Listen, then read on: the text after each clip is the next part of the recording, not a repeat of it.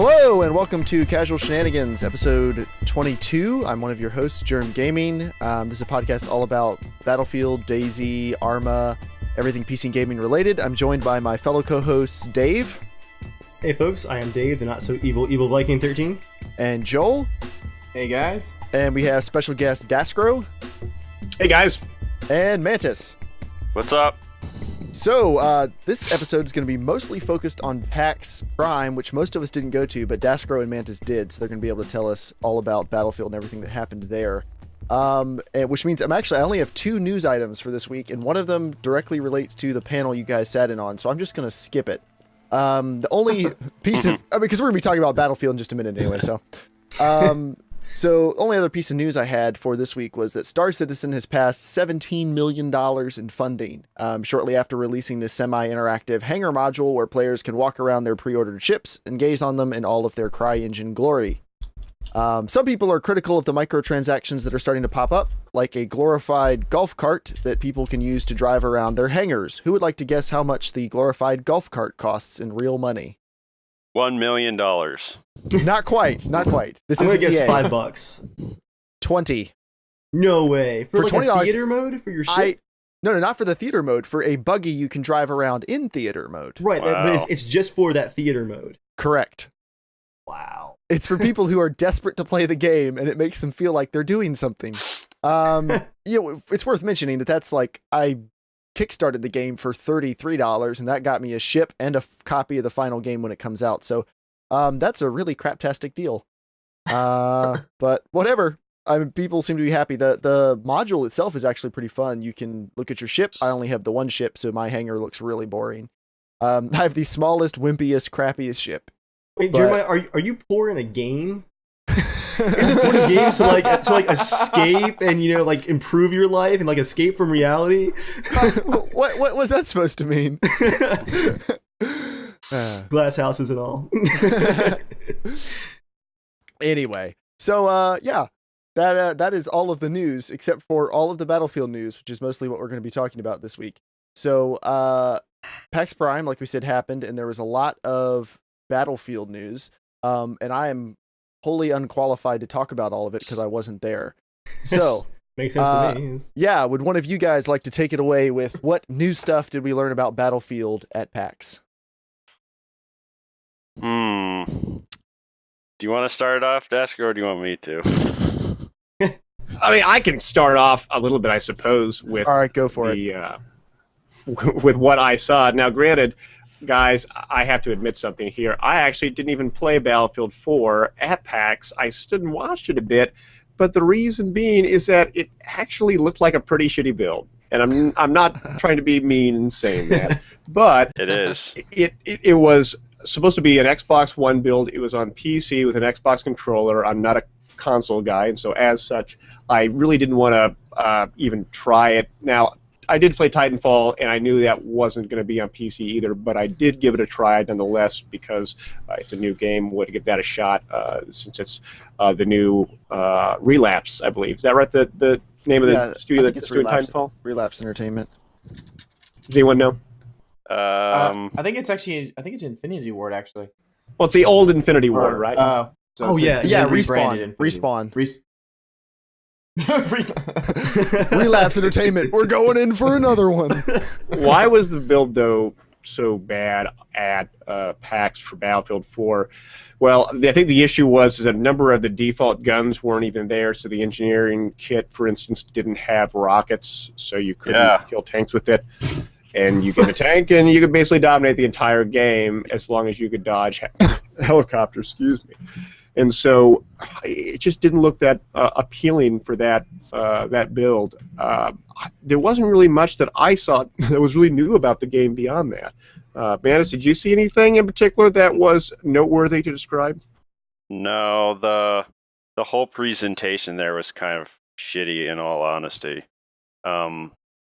It wasn't DICE or EA, it was a bunch of Xbox people, and they had like 24 PCs, I guess, and when I waited in line and got to play, like 7 of them were shut off. They weren't even going. And this was on day one of PAX, and I'm like, that's not a good way to start things off. That's terrible. That sounds way worse than the Gamescom setup. Yeah, it felt like it was really thrown together. So when I got to play, I think it was only like 6v6, and it was on Shanghai Siege Conquest Large. So there was like nobody on the map to find and kill. And and they were all on PCs using Xbox controllers. And I actually asked the guy in line, like, yo, can I use the keyboard and mouse? Because they had all the keyboard and mice stored underneath, because every time they reset the round, they had to pull out the keyboard and mice to reset it. So it goes to use a controller. And I haven't used a controller on a console in literally years, probably the better part of a decade. I haven't owned a console since Nintendo 64. So when I actually played, when I tried to aim, I was literally like this. I couldn't hit the broadside of a barn, so I was like, fuck it, and I just started running around with the knife, and I actually did knife one guy, so... Of course you did, Mantis. Of course you managed to pull it off. And I think I was in a tank too a little bit at one point, and I got a couple of kills there. But yeah, as Daskro said, no one could shoot you with RPGs because you couldn't pick RPGs or change your kit or. So tanks were pretty much invincible. Yeah, it was pretty much invincible except other tanks. The enemy tanks could shoot you, and yeah, it was an old build. It was like it looked like it was from E3, so. So I wonder why would they come out with such an old build? Unless you said it was like just the Xbox guys doing it, it wasn't an actual EA or DICE setup. I guess they threw all the resources into making it awesome at Gamescom, and since PAX was like less than a week after that, they would just kind of half-assed it. I mean, I don't know. I heard talk that it felt like it was actually even a pre-E3 build, like the build at E3 felt more stable and more complete than what was at PAX. That's a possibility. I do have to agree with that because I'll tell you that having gone to E3 and played the E3 build extensively, this build looked a whole lot worse. It really did feel like a pre-E3 build because at least in the E3 build you had engineers that had RPGs. You had those kind of things in the game that made it balanced. In this, it really didn't feel that way at all. So, did we learn anything new about Battlefield 4 at PAX? Like, was there lots of Battlefield news, or did they just kind of fall on their faces? No, there really wasn't anything new. Unfortunately. I agree with Mantis. There wasn't anything that was profound or surprising or anything else around those lines. I think in the Works Media, or Jake from In the Works Media, had made a comment that the machines were in ATI or AMD 7970s, which is a pretty beefy setup, more beefy than what we'll see on Xbox One, and as such, will that mean that what we saw at PAX be sort of a less than representation of what we'll see in Xbox One? I don't know, but it's a good hypothesis. Something interesting I heard about the Xbox One just this week was that Microsoft is actually bumping up the core speed. I guess they forgot about the Xbox 360's Red Ring of Death problem where the consoles got too hot and overheated and died, but they're bumping the clock speed up from 1.6 to 1.72 gigahertz, which is just keep enough, that tradition. Yeah, it's just enough to not matter at all. I can't imagine that an extra 120 megahertz per core is going to make that big a difference, but that's probably not a good sign that they've already decided they need to overclock the console. But yeah, I don't know. I was reading more that it's this fact that the system's kind of locked down now, that they know the final specs, so they were able to just keep tweaking it. It's not really like, hey, let's make it faster. It's more of like, we have the final specs, now we can do whatever we want with it. I guess. So it's weird. Sorry, go ahead. It's important to recognize, though, about when they make the actual CPU cores on the big wafer, you have essentially a number of them that will be faulty for every wafer that they create, and you can actually downclock them, if you will, in order to get more of them to work within that given wafer. They may have more assurances or more confidence that when they continue to make these dies, that they will be able to get more out of them, and as such, they can increase the clock speeds a little bit. The alternative is, to your point, is that it could just be about performance, and that they may actually be risking a lot more failures in the interim as the quality is a lot more questionable before they really get down that learning curve and able to make a more reliable CPU. I'm looking forward to seeing a teardown on like iFixit or something of the new Xbox One, because my brother actually fixed the Xbox 360 Red Ring of Deaths. Like, he had a little business fixing them for a while, and he showed me the setup. He didn't really know anything about computers. He just fixed Xboxes, and the CPU setup on the original ones was terrible. I can't imagine how that got out of a factory with someone saying, "Yep, this will work." I mean, it just the heatsink mounting, everything was absolutely horrible. So, yeah, I saw it before. Yeah, the first original like really white looking plastic one. Yeah. It was terrible. I was like, it's like duct tape. Kind of looks like those Taiwanese. It's like, I bought an iPhone. You open it up, it's like a brick. Crap. Legit technology. So, we're like a month out from the Battlefield 4 beta launching. Yeah. And this was isn't this the last big event before the Battlefield 4 beta launches? They're in Tokyo now, aren't they? For Tokyo Game Show? I don't know. Are they? I thought they were. Maybe, I'm not sure. I mean, I know Tokyo Game Show is going to happen, but I mean, how are you guys feeling about Battlefield 4 going into the beta, even though like contrasting it with the Battlefield 3 beta, since they're kind of doing it the same way, do you feel better about Battlefield 4, or does it feel a little rushed? From what I've seen at Gamescom, it seems like EA is more confident this time around. I remember back in the Battlefield 3 beta days, just all the hilarious glitches that were going around Reddit on r/gaming with the stretched necks and falling through terrain and all, whereas this time, they had multiple hours of live streaming of the beta build, so they seem pretty confident this time around. Would you guys agree, who've gotten to play it? I'm really excited to play it. Just about the same level of excitement I was for BF3, so I can't wait. Regardless of how many bugs there'll be, because we know there'll be plenty. Yeah, like there's always lots of bugs in Battlefield games, so whatever. I, for one, am really excited about the BF4 beta. I think it's going to be a whole lot better than what we saw in BF3, just from the presentations that we've seen in Gamescom and at E3. In addition to that, I'm actually going to EA Studios next week to play BF4 in sort of an exclusive kind of deal. So I'll get to see sort of one build perhaps closer to the open beta and be able to have a better judgment then. But I think it's going to be by leaps and bounds better than the experience we saw in BF3. Nice. What I'm most concerned about is the reliability. When the Battlefield 3 beta launched, it was really bad. And when the final game launched for the first couple days, it was really bad. Like, it was hard to get in matches. Stuff just stopped working constantly. And they were able to get most of it ironed out. It's still not that reliable of a game, honestly. But I'm hoping that they've learned enough from that it's going to be better this time around. Because the first week or two of Battlefield 3 was really frustrating. I don't know if they hurt themselves that much long term, but it was... there's going to be so many diehard fans and all the new fans they picked up with Battlefield 3 who are going to be wanting to play this on day 1, day 2, day 3. And I am a little bit worried that experience is still going to be pretty crummy. But I guess that's all speculation at the moment. We won't know until we see it. Yeah, I'm pretty hopeful because DICE had a huge scope for Battlefield 3. They tried to do so much. Battle Log was all new. That was a whole new system. New engine, the biggest Battlefield game since Battlefield 2. There was just a lot on their plate. And so this time around, I'm hoping for just a greater level of polish all around. So, have you guys seen on the Battlefield blog, the new blog post about weapons and accessories? It's new as of today. It as came of out like 4 hours ago. Yeah, as of like 4 hours ago. Dave, have you read it? I have scanned it briefly.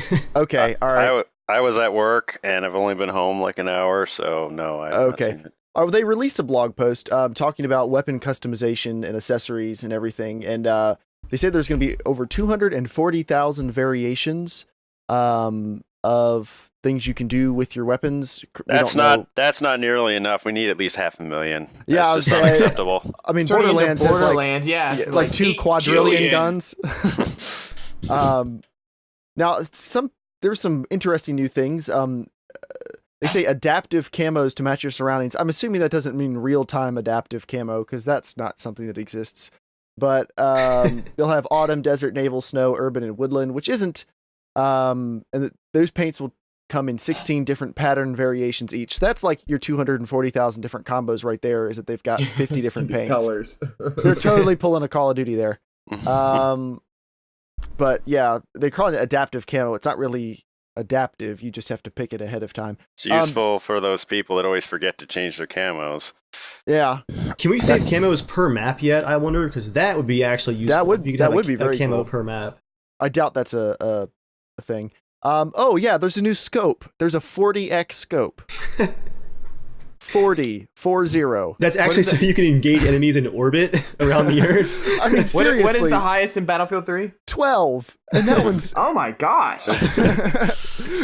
Come on, big and maps. 12 is pretty good. Like, you can snipe I'm pretty much using that clear on a across shotgun. maps. I don't care how far away he is. If he pisses me off, I'm still gonna knife him. Well, don't worry. If you're running towards him, there's no way he's going to track you with a 40x scope. If you breathe, it'll move like 10 feet to the No, side. he won't see me coming. Don't worry. They've also added a 2x scope magnifier that you can put in front of an existing 1x scope to increase your optics options. So you can have like presumably a 4x ACOG and then turn that into an 8x on the fly. So that's pretty cool. I'll be honest, 40x, I can't imagine that's going to be that useful. I mean, most of the time, 12x isn't that useful. Yeah, really. It's... Unless they have a stupidly huge map that. Yeah, you need so it unless for. they've got like a map that's 5 times the size of anything they've done before, but unless they bump the player count up, that map's going to suck. I mean, Caspian border would be pretty big, but the fact that it has mountains and stuff, you wouldn't see across. Like, if it was just flat, you could see all the way across, then it could be useful. Yeah, if they have a flat map that's 30 square miles, I could see that scope coming in useful, but... 30 square miles. I'm just going to angle it up at the sun, and it just arcs, and like 5 hours later when I log back in, and it kills someone. They're also going to have mounted guns sitting around. They're calling them battle pickups. Or not mounted, stuff like at different corners of the maps you can go get. With limited ammo, too, so when you pick it up, you have just a few magazines worth. So that's kind of actually borrowing something from more old school FPSs. Yeah. But yeah, that's kind of cool. What else did they announce? They On the note of customization, how many of you guys played the last Medal of Honor that came out last year? Yeah, I did. Very briefly. The best part of that game was the gun customization. I spent more time, I think, customizing my guns than actually playing the game. Well, you would do that most of the time anyway. Most things. This reminds me a lot of that, as far as like the style of the graphics, the depth of the features, the redundant accessories that do the exact same thing but look cool. I'm pretty excited just to dive in and never actually play the game again. Yeah, you're saying you're pretty excited to play with all the accessories that don't affect gameplay. Awesome. Yeah. Gun Simulator 2013. Be honest, if there was just a version of the game where you could just hop in and look at high-res gun models and just play with attachments all day long, you would do that. How much would that cost me? Maybe if that was packaged in, they're doing the new feature. There's going to be a range like the Arma 2 Armory where you can go and try stuff out, which is good because whenever someone joins the game, you can say, "Hey, you want to learn how to fly a chopper? Go here. Get out. Don't hop into a game. Get out and do it elsewhere." I imagine most people still will try to crash the choppers in game relentlessly, but it'll at least make it easier to teach people stuff instead of having to hop into an empty server and then try to learn things while other people are hopping in and killing you. So, you can also get some practicing on like some more high-end maneuvers and stuff like that, because it's pretty easy sometimes to jump into an actual game and get the basics down, but when you're fighting really, really good players, you never actually get to advance beyond like, oh, okay, I'm not hitting the ground anymore. Maybe if you have that armory mode, you can actually get some more actual practice in and really get better beyond just being able to keep it in the air. How are you going to nice. practice that if you're not having anyone to fight against? I think there's going to be AI. Is there going to be AI or some kind of targets you can engage? I'm not sure know. if that would be heard nice. yet. Yeah. So, Mantis and Daskro. So at PAX, if Battlefield was a little bit of a letdown, was there new cool stuff there that we haven't seen at other conferences this year? Well, I think Daskro will agree with me on this. The game that surprised me the most was Extraction. What is Extraction? I'm actually not familiar with it.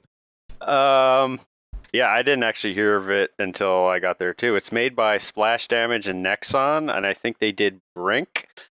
It was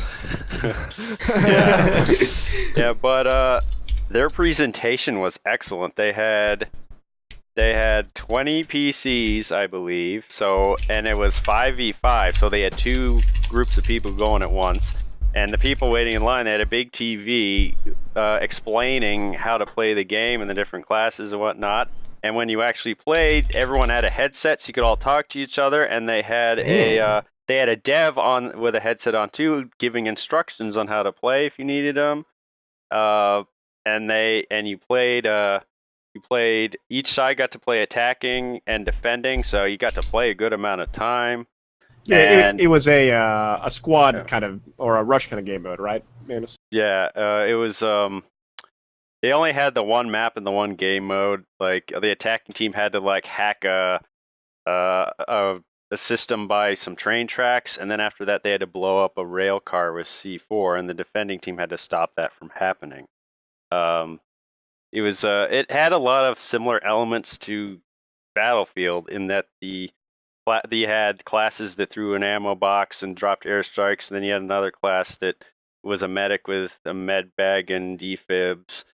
There was 5 classes, and you could pick each of them, but there was only 5v5. So it could be good in esports, I think. Nice. Yeah, I really enjoyed it as well. I had a lot of fun with it because you had that headset and the microphone up, and you could talk with all your teammates. And we were playing. I think we played with an entire squad of 5 of everyone that we knew. The first time we played. Second time it was just 3 of us. We played with 2 little kids who were barking orders left and right. It was kind of funny because we were dominating so much on this given round that we were just like, guys, let's just let him take the first MCOM because this is getting boring. And the dad's like, oh, okay, that's probably a pretty good idea. We had a good time with that.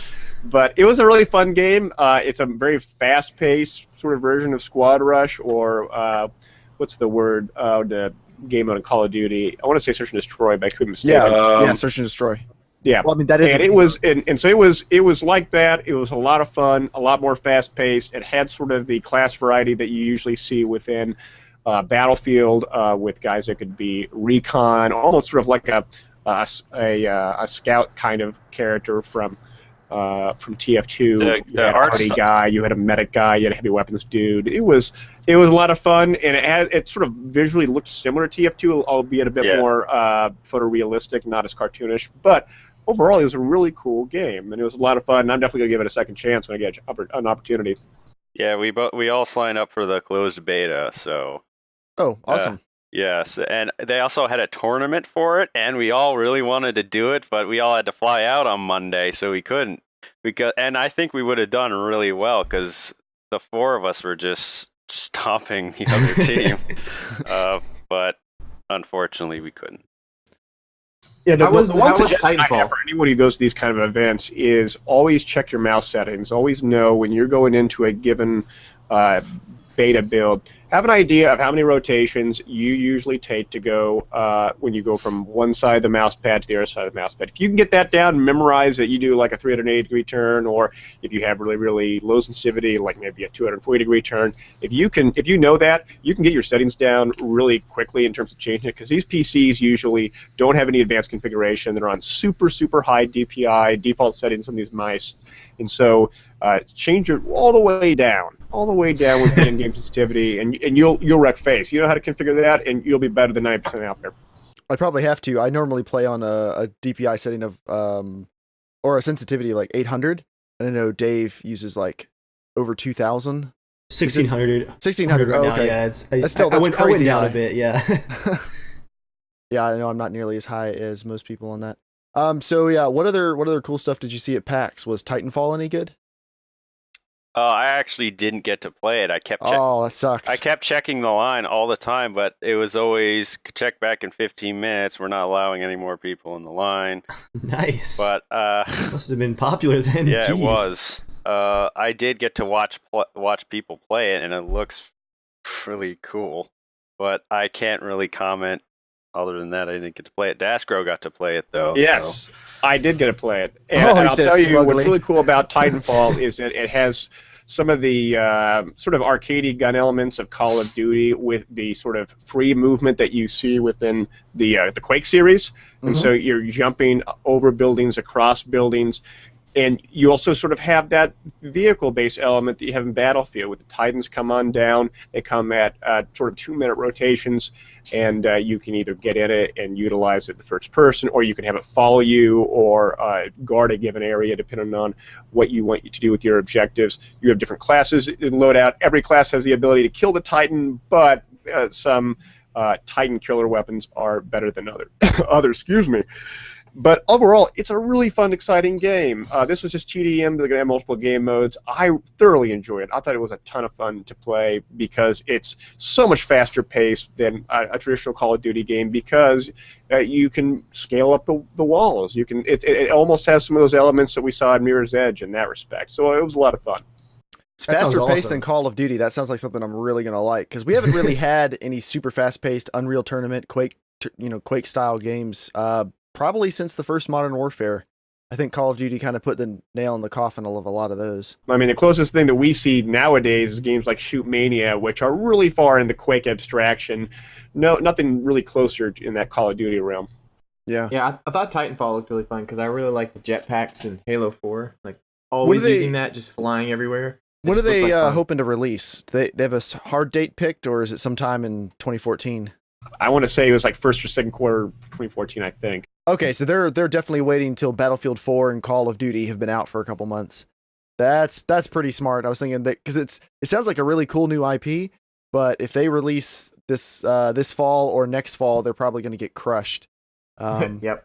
For whatever reason, like Why so many join the multiplayer throwdown? games that come out, but when it comes to first-person shooters, people seem to only want to have one or two that they play. It's at least it seems that way to me. So I think that's true. Like Battlefield is always one of my standby games. Like no matter what else I'm playing, I have a Battlefield game installed for like quick rounds, whenever, always.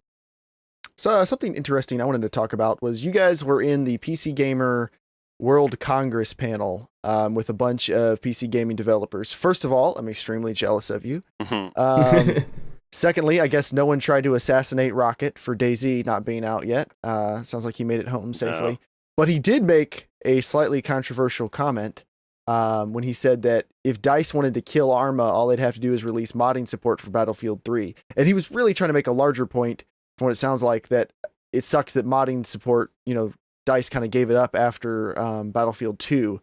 I don't think his main point was that, Arma 3 would be killed if DICE released modding tools, but what do you guys think about that? Like, do you think, I don't think modding tools could possibly work for Battlefield, just given the type of game it's turned into. I think they've moved far enough away from some of the more hardcore aspects of Battlefield 2 that if you release modding tools, it's just going to be a bunch of really hacked up, broken servers. Well, I don't want to speak for Rocket, but I think his quote wasn't quite saying that like Arma's a bad product that would be just instantly destroyed by any kind of competition. I think what he was saying was the possibility for great mods in the Frostbite engine is just so big that would just draw in an insane amount of people so easily, and that would just be a like free market basically. What do you guys think? That's actually exactly what I thought too, because I was like, Arma's a great game, but polished, it's not even close. Nowhere. And Battlefield 3 and 4 were not going to be polished for the next 10 years. But and they're a really polished game comparatively. So yeah, if they allowed mods just be able to just mess around and just come up with games in Battlefield, Arma could get shut down pretty easily. Or I any don't, kind of I don't game think that's so, like that. because Yeah. Arma's for a different set of people. That's Arma survived Battlefield- with almost no audience for okay, a no, long no. time. But the thing is, it is because why? What other games are there that are really like Arma? Can you think of? I can't think of. there any. aren't. There really aren't. There's some really crappy. What was that one military Operation game that- Flashpoint is the remains of the No, no. original No, not that one, IP. the other it's a one. similar America's game. Army? Yeah, like something like that. That's a Yeah. little bit. Yeah. Yeah, America's Back Army in the isn't really competing with it. No, it isn't. But I'm like, I can't think of any. So it's the same with, I think, a game can come out like DayZ and trump DayZ if you had a really big studio behind it with some good ideas and a lot more money and a lot more people. So It could, It's but that- it it's would the probably first. It's just it'd that be it's the missing some first, of the you know? magic, though. One of the reasons that Bohemia does some of the cool stuff they do is because they don't really have to answer to that many people. Yeah, Yeah, exactly. There's no But, most of the they stuff don't they now make. that care. but now that it's done, though, people know it works. So it's just a matter of time. That's true too. Maybe. I do feel like DICE isn't necessarily anti-mod, at least that's the vibe I've gotten, and I'm kind of buying some of the excuses they've given on the technical side of things, that the Frostbite engine is not just one entity by itself. You can't just deploy a software development kit of Frostbite. You've got probably hundreds of $1,000s of third-party plugins and software that all comes together to make Frostbite what it is. and they can't really just give that software away in an SDK for modders. And I think that's probably the main reason that mod That does tools are make being sense. held back. Because It's also modern Frostbite's engines, not been really being used by a lot of games either. Eh, Not by- lots of EA games now. yeah. Yeah, it's, they're starting to. how many? They started How many using a lot. games comparative to like Unreal Engine? I'm saying. Well, I don't know off the top of my head, but I'll Google it. Well, you're looking at Need for Speed, Plants vs Zombies, and Command and Conquer right off the bat. 2 RPGs too. so that's 3 games. Compared That's to 3 Unreal games Engine. all being released in the next year and a half. Well, in the Okay, next year Joel, and a half. here. I'm saying it hasn't All right. been out yet.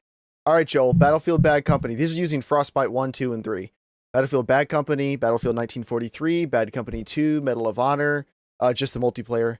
Bad Company 2 Vietnam, Battlefield 3, Need for Speed The Run, Medal of Honor Warfighter, Army of 2, The Devil's Cartel, The New Command and Conquer. Did you just pull the Battlefield Wikipedia? 4. Is that what you did? Yes, I did. Oh, come on, that's cheating. I mean, you're It's not not doing enough cheating. memory. Need for Speed Rivals. I don't know why Plants vs Zombies is using the Frostbite engine. I can't Well, imagine what like. But I amazing think, things. well, actually, there's a reason for that, and that's what I want to There's- bring up here, is that EA has been very explicit within their financial statements in that they are betting the farm on the Frostbite engine for all their future games, because they Makes believe that with the Frostbite engine, they can create games faster. The architecture allows them to develop games at a much more faster paced schedule, which means that you have less time dedicated to the back end of things, and instead you can do more things with new content instead. That's what they believe in. That's what they're pursuing right now. So that's really what their strategy is. Now, that also may also answer the question of why we wouldn't have mod tools. If they release mod tools for the Frostbite engine, it then sort of opens up a Pandora's box for modding every EA game compromises that's out all of there, their since games. it's all built Oh, off yeah. the same engine. Mm. That may be a concern from them from a piracy perspective. It may be a concern from them from an anti-cheat perspective. But that is one more angle. EA definitely is betting the farm on this. That is true. And so, Joel, also games that haven't come out yet, but these are massive franchises using that engine. Dragon Age Inquisition, Mirror's Edge 2, Star Wars Battlefront, and the next Mass Effect game are all supposedly using Frostbite. So Oh that's man, like, Battlefront, my body is ready. but I mean, just Command and Conquer, Battlefield, Need for Speed, Dragon Age, Mirror's Edge, Battlefront, and Mass Effect are using Frostbite. Yeah, That's a I pretty was- impressive roster. I was only just saying, like, I didn't know Shut if down. if they were using. I didn't know if Frostbite had a zillion games out there like Unreal Engine, where they're like, do. there's so many games that it's like we might as well release the mod tool since it's been out for freaking forever. Where Frostbite 3 or 2.5 or whatever hasn't been out that insanely long. I don't know. Epic Games makes a lot of money off of those licenses of the engine, whereas EA will probably make more money by keeping it locked down inside of their publishing circle than by trying to license it out, where competition can get a hold of it and maybe even compete with like shooters and other games against their own IP. I think they're kind of holding their cards close to the chest with that one. Frostbite is a really good engine. Yeah. I mean, I would say the Cry engine can look a little prettier, but it doesn't seem to have all the destruction and everything that the Frostbite engine does, or at least I haven't seen that in games. But I really can't think of another engine that isn't proprietary and really crummy. I can't think of another well-running, well-developed engine that's better than Frostbite that I'm aware of. I could be wrong, but Not with a feature set like Frostbite. I mean, you have I believe it's the Red engine that The Witcher 2 and 3 are going on. Mhm. Visually, that's up there with CryEngine and Frostbite. But once again, you don't have the dynamic water physics. You don't have the destruction system. You don't have some of the same animation and cinematic tools. Frostbite is kind of the whole package there. yeah. Well, I don't know how we got off on that tangent, but It's related mostly. For once, actually, we're doing pretty good on that. Yeah, probably, No. probably when everyone probably hate me for this, but as much as I love Daisy, I'm not a huge mod person. I don't really like mods. well, the thing is, Only like, because I think Daisy's the only good experience I've ever had with a mod. Because as much as I like seeing the mods for Skyrim, like even just adding better graphics or whatever, every time I add a mod, and this is my experience, every time I add a mod to the game, I play it less and less because I feel like I'm playing less of the game I was supposed to be playing. Where it makes it easier, it makes it whatever, and well, it changes it, and then I that's have a very worse conditional on the experience. type of mod you add. Some Yeah. mods are just very tiny little things that just change small stuff about the games, like just a car Yeah. replacement pack in Grand Theft Auto. That's a mod, and it just Yeah. takes the weird car models that are trying to look exactly like a real world car Yeah, without yeah. actually doing it, and it replaces those. Like those are pretty cool. Or the graphics update mods. Like you can grab an ENB mod for Skyrim, and it doesn't fundamentally change the game at all. It just makes it look a little prettier. Because I was even into mods for just changing Windows, like just the experience, making things look better, the different docks and all this stuff. Oh no, that's a great way to break Windows. I know. Well, it wouldn't break, but I was just like, I just want the regular Windows again. Like I don't know. For me, I'm just kind of a standard guy. But. Well, and that's one of the disadvantages of mods. The more you mod stuff, it's very easy to completely ruin and break a game and have to reinstall it and start from scratch. Or create a phenomenon like Counter-Strike. Yeah, there are the ones. No, which I like that, but me personally, I don't like. I mean, Joel won't ever be the person who discovers the next Counter-Strike, is what he's saying. There are the breakouts like Daisy and Counter-Strike and Team Fortress. Team Fortress started out as a mod. Day of Defeat. Yep, Day of Defeat. What else? I mean, Joel, don't you have like 60 hours of Day of Defeat on your Steam account? Shut up. I remember a mod for Battlefield 2. For Battlefield 2 called Point of Existence 2. I remember that too. Yeah. PoE. I loved that. That was phenomenal. I loved they had a lot more stuff in that than in the base game. Like. Yeah, there was more work in that game than some full releases I've seen. It was incredible, and I remember one map called Fallen that was in a forest with like all the trees. That was crazy. Like I loved that mod. So let's remember that in Battlefield 42, Desert Combat was a mod, and DICE actually bought the development team. They actually hired all of them to do BF2, and BF2 really was the sequel in spirit, not to Battlefield Vietnam, but instead to Battlefield Desert Combat. And that's a really cool thing to think about in that respect, in that mod team had such a huge impact in creating the phenomenon that was Battlefield 2. Yeah, I guess the real breakout mods, like they pretty much create new games from it, and those are awesome, but they are definitely like they're the minority. They're the awesome minority, and I like that people do it, and I really enjoy seeing what they come up with. But then the majority of modding is just changing minor things about games. And that's probably, if we released Battlefield mod tools, I feel like that's what people would want to do more than creating more maps. Like I doubt people would really be hankering for 30 more maps for Battlefield 3, but people probably would want mods to add voice support in game and to fix like map updates to fix the mini map. I know a lot of people have complaints about that. That's probably the types of mods we'd see. And that's probably why DICE doesn't want to do it.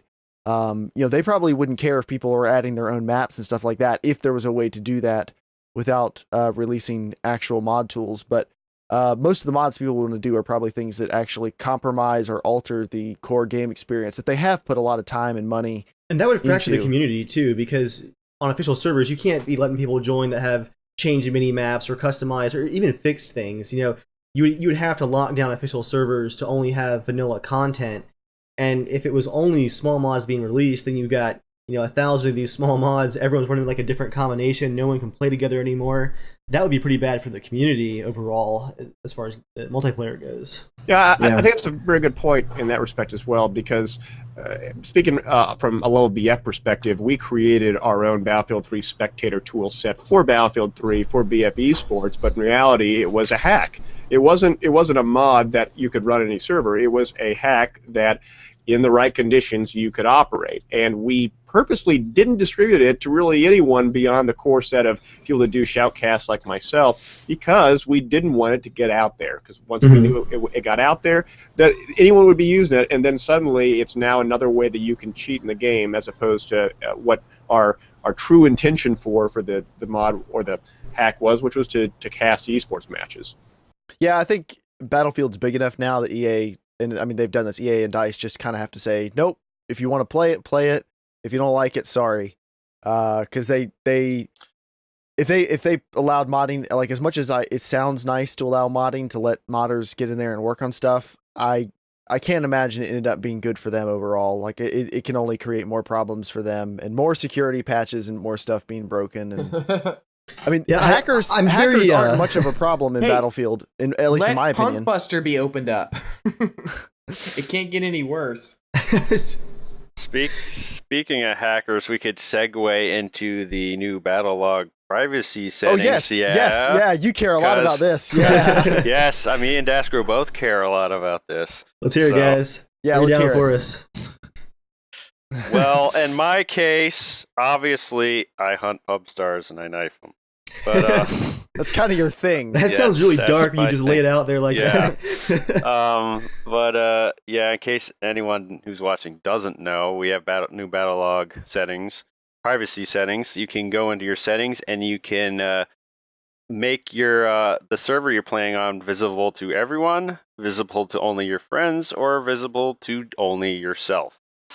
And by default, it's only to your friends. And the Battlefield YouTubers in particular have been hankering for this for a long, long time. More than a year and a half, I would guess, when the outcry started when Battlefield 3 Stalker came out. It's when it really blew up. Like guys like Level Cap and X Factor went crazy and made videos about it and blah blah blah blah blah. And then you had all the copycats that watched my videos that go around trying to stab everyone, and then you have hackers that DDoS us and abuse us joining our games and screw up Battlefield 3 East competitive matches. Daskro knows all about that. I've been DDoSed a few times myself and followed by hackers myself. So I think everyone's happy about that aspect of it, that there will still be ways for hackers and abusers to get into our servers and give us shit, but at least they just made it a little bit harder. So yeah, but Daskro would love to talk about the esports side of things, I'm sure. So I'll let him talk about it. Yeah, how's that going to change it for esports? Yes, let's talk about the privacy settings for battle log. So the issue that is really at hand for the Battlefield esports side of things is really twofold. One, we get DDoSed when we stream, so the streamers themselves get DDoSed, and that isn't that big of a deal, and that actually can be stopped in the sense of just hiding your IP address. The second issue is DDoS attacks on individual players and individual servers. So when we actually have these matches and they're being played, hackers will find the IP address of the servers, which are easily accessible because you can find the players of the server that they're playing on, and then once you do that, you can find the server IP address because it's publicly available, and then you DDoS it, and then the server goes down, and the whole match is ruined. Alternatively, they can find individual players by looking them up on Battlelog and see what servers they're on, and depending on if they've been on any anti-cheat websites recently, some anti-cheat websites allow you to look up the IP addresses of individual clients if they've been on certain public servers that have third-party applications running to do anti-cheat, like Punks Busted and things like that, or PB bans, excuse me. And in this, they also get attacked. These individual players get attacked. They get off. They get kicked off, and then the match can't be played. The Battlelog privacies go a step in the right direction because now individual players, they can't see whether or not they're playing up. But if they're live streaming, or if I'm live streaming the match with even a 2 or 3 minute delay, they can still find the server, and it's really easy. I'll look for private servers that have passwords on it that are playing a certain map that I'm casting right now, and there are only going to be that many servers that are going to be actually populated that are doing non-PB, non-ranked password servers on Dom on Peak, or Right. in this case, what map is this? Armored Shield. Because of that, it still isn't there, and so we still have to go into very extreme circumstances in order to actually do esports casting, where we have to delay the matches by not 2 or 3 minutes like you see as standard for many other games out there, but instead an hour or 2 hours. And that is so absurd and so painstaking to do that it makes it very difficult. But we're still doing it, or alternatively, we just don't even do it live. We just rebroadcast it on YouTube and go from there. Step in the right direction. The server privacy settings really got to be there in Battlefield 4, though, for esports. So it messes up Mantis's thing, but it sounds like overall, would you say it's a much needed improvement? Yes, it's a step in the right direction. Step in the right direction. I actually didn't address that part thing. It doesn't actually. It makes it a little bit harder for me, but when I've made my first 3 parts of Knifing Battlefield 3 Pub Stars, Battlefield 3 Stalker didn't exist. So Oh, that's right. And you've got your secret way you use to find people. I have. There are other ways to find people that you're trying to knife. I did not use Battlelog, so I'm fine. I'll still be getting everyone all over again for Battlefield 4. That's terrifying. But I am not sharing, obviously, because I don't want to cause. Oh, you definitely shouldn't. Yeah.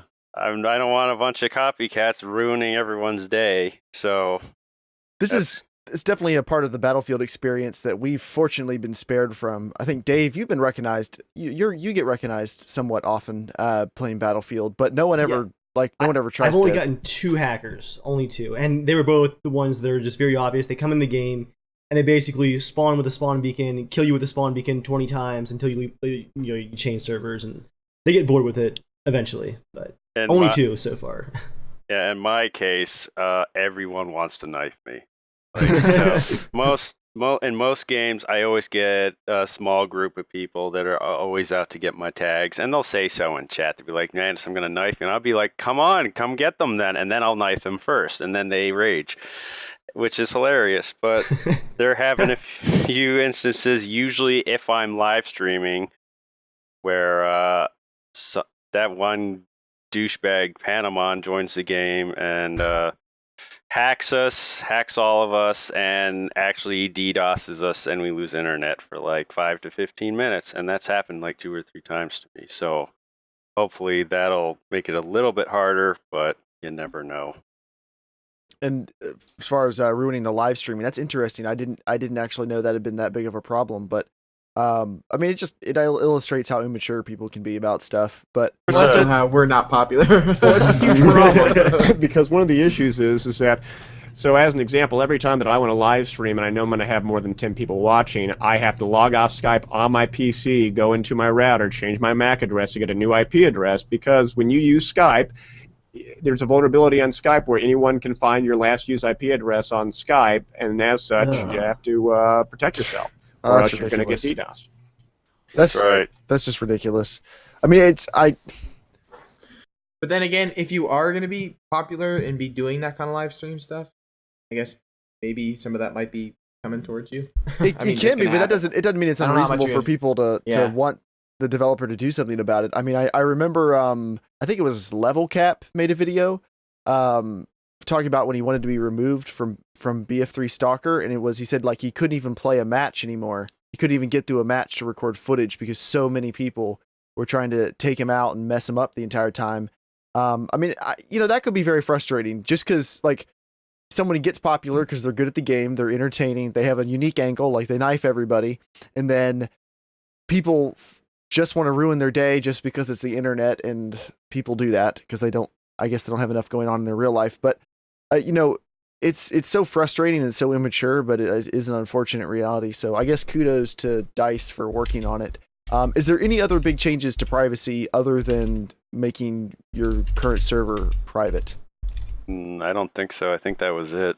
Can people see your previous matches? Like see what servers, could they figure out what servers you like to play on? Do we know? Not on Battlelog? I'm not sure.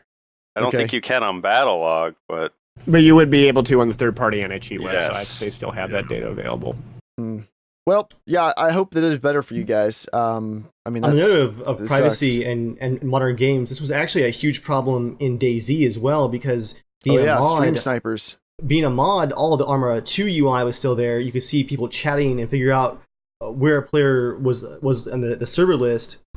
And once you got in the server with your hacks, you see the person who's streaming, and you see that they're let's say in Starry Sobor. The map's only so big. You bring up your hack map. There's only 3 players in Starry Sobor. You just hop around with your teleports till you find them and kill them right there on the stream. And you think it's hilarious.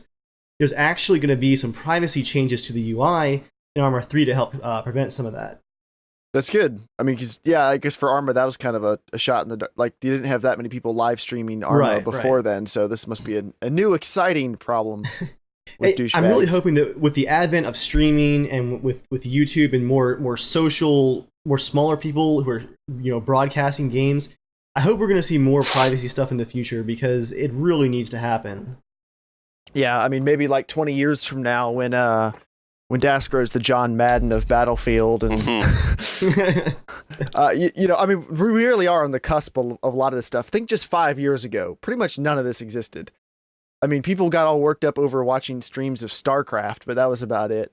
I mean, we're on the very cusp of this, so I imagine a lot of this is just the growing pains of the esports scene, and as it turns into something bigger and bigger, I would assume most of these problems are going to get worked out. I mean, you don't have problems in NFL games with people like running into the stands and shooting players while they're playing and running off. Like, they've got most of those security holes figured out by now. So I imagine on the computer, even though they're not exactly the same type of situation, I imagine a lot of that's going to get worked out over the coming years, and we'll come up with better ways to stream-proof games.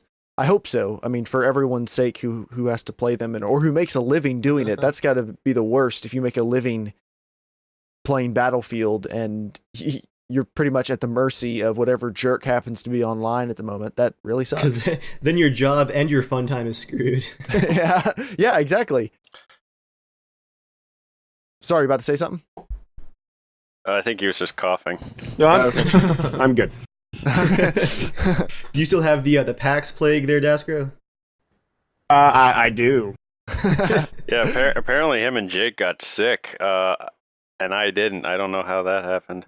You're the carrier. I actually felt kind of sick before I went to PAX, but I quashed it with a lot of drugs, and I felt great the whole time.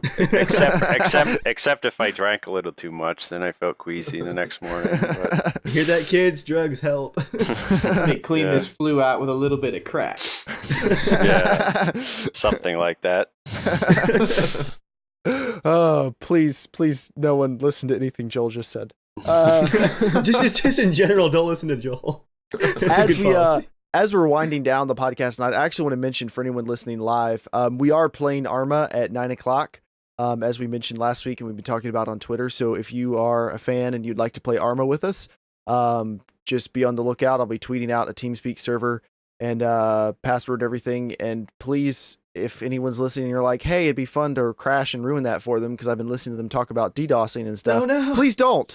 I would personally appreciate it if you don't screw up my computer tonight. Well, we're done for. That's it. You asked.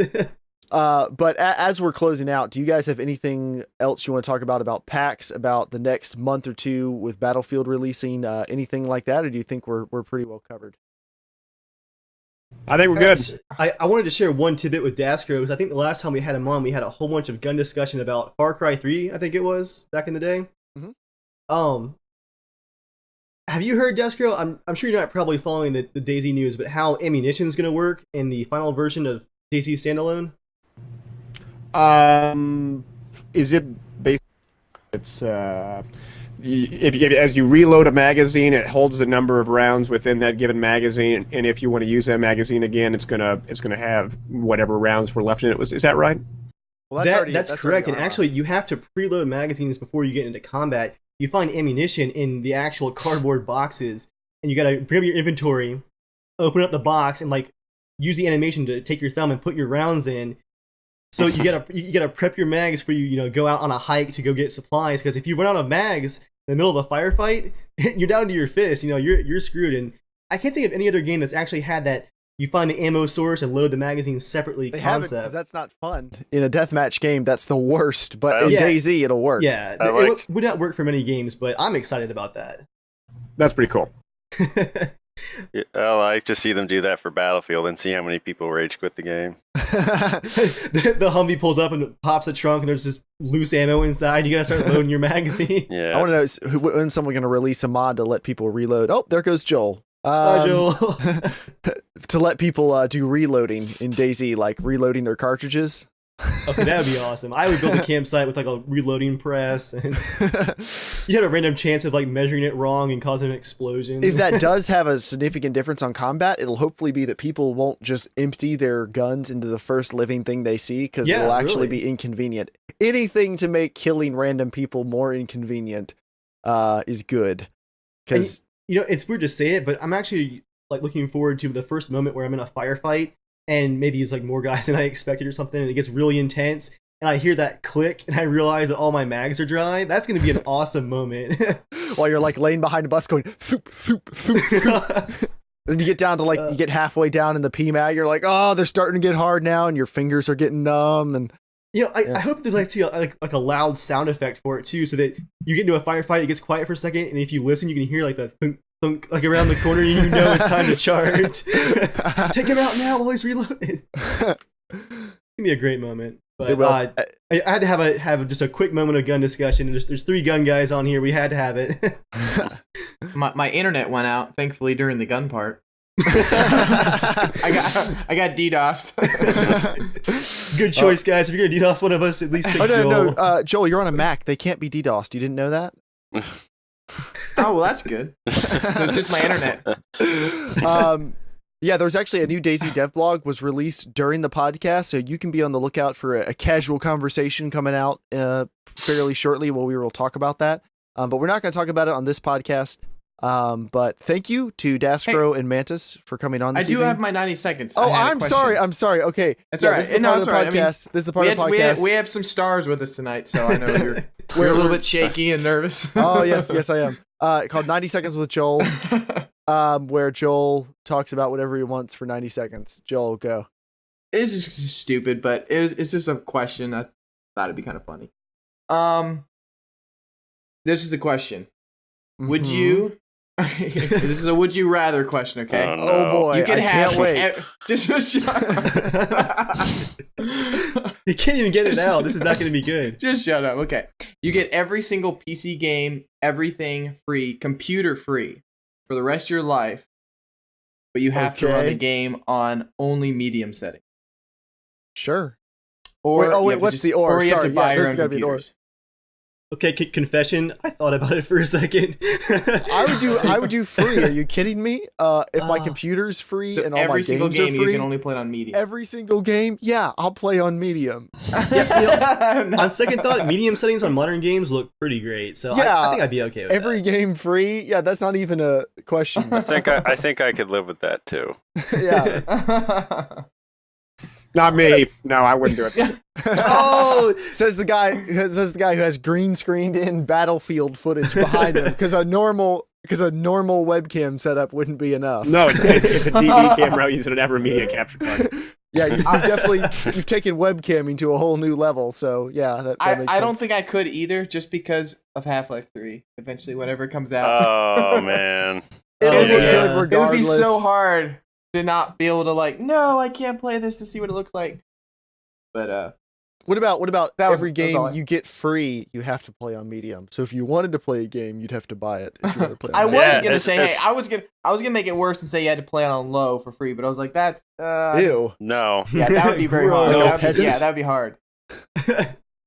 All right. Well, thank you for that delightful question, Joel. I'll be here all night, folks. As we're closing down, how can people find you guys online? Not if they want to DDoS you and take your tags and everything, but how can they follow the things you produce and put out for them? Daskro's Skype IP is... Mantis, how can people find you? I'm on YouTube at www.youtube.com/oddbox701. And I'm on Twitter at Mantis701, and I'm on Facebook at Oddbox701. And Daskro? Again, this is Daskro, and you can find me on youtube.com/Daskro, on twitch.tv/Daskro, on Twitter, Daskro. Actually, every social media site you can find me at Daskro. Tumblr? Thanks for having me. Actually, my Twitch, I forgot my Twitch, is Mantis701 as well. Mantis701, awesome. Okay. Zynga/Daskro. When Battlefield 4's beta comes out, I'm sure we'll be talking to you guys about how it's going and how fun it is and if it's horribly broken yet and everything else. But thank you guys for coming on tonight. Thank you to everyone who watched. And as always, you can follow us. You can write into the show, casualshenanigans@gmail.com, tweet at casualshenaniga, no N on the end. It's a Twitter limit. It's not. Curse anyway. you, Twitter! You can follow me at JERMgaming on YouTube and Twitter, and Evil Viking 13 on YouTube and Evil Viking on Twitter. And Joel has stuff, but you shouldn't follow him because it's all weird. I just came out with a new Pro MLG tips for Battlefield 3. He did. I almost made it through all of this one. You can find him online at Boundless MP. But yeah, thank you guys for coming on, and we will see everybody later. Yeah, appreciate it, guys. Yep. Thanks. See ya. Stay casual.